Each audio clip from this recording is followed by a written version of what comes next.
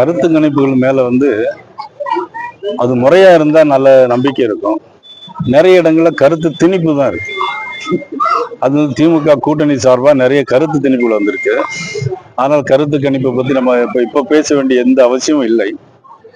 4ஆம் தேதி நிச்சயமா மக்களுடைய உண்மையான கருத்து கணிப்பு, மக்களுடைய உண்மையான எண்ணங்கள், அவங்களுடைய பிரதிபலிப்புகள், கடந்த 5 ஆண்டு காலத்தில் எவ்வளவு மோசமான முறையில் ஆட்சி நடந்தது என்பதை நாம் 4ஆம் தேதி நிச்சயமாக தெரிந்து கொள்ளலாம். ஆனா ஆஃப்டர் போலிங் விஜய் நிச்சயமா தாக்கத்தை ஏற்படுத்துவார் அப்படின்னு அனைவராலும் பேசுகிற மூத்த பத்திரிகையாளர் பலரும் பேசுவாங்க. அரசியல் உங்க கேள்வி எப்படி இருக்குன்னு எனக்கு தெரியல.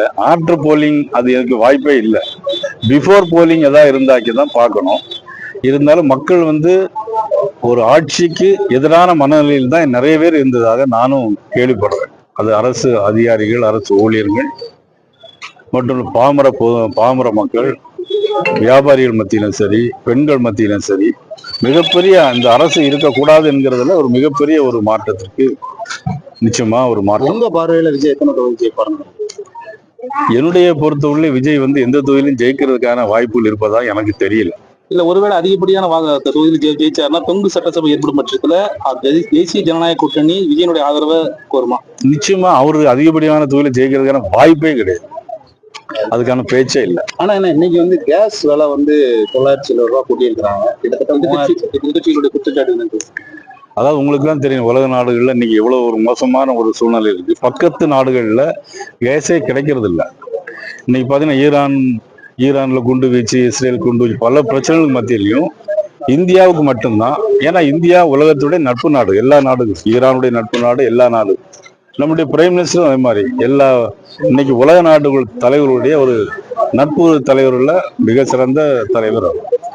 திமுக தலைவர் அறிவாலயத்துல அமைச்சர்களை சந்திச்சதும் அடுத்த கவர்மெண்ட் கனெக்ட் பண்ற மாதிரி, அமைச்சரவை ரெடி பண்ற மாதிரி ஒரு இது ஓடிட்டு இருக்கு. தாவேக்காவும் ஒரு சைட்ல பாத்துக்கல, அவங்களுடைய கூட்டணி அமைதியா இருக்கு.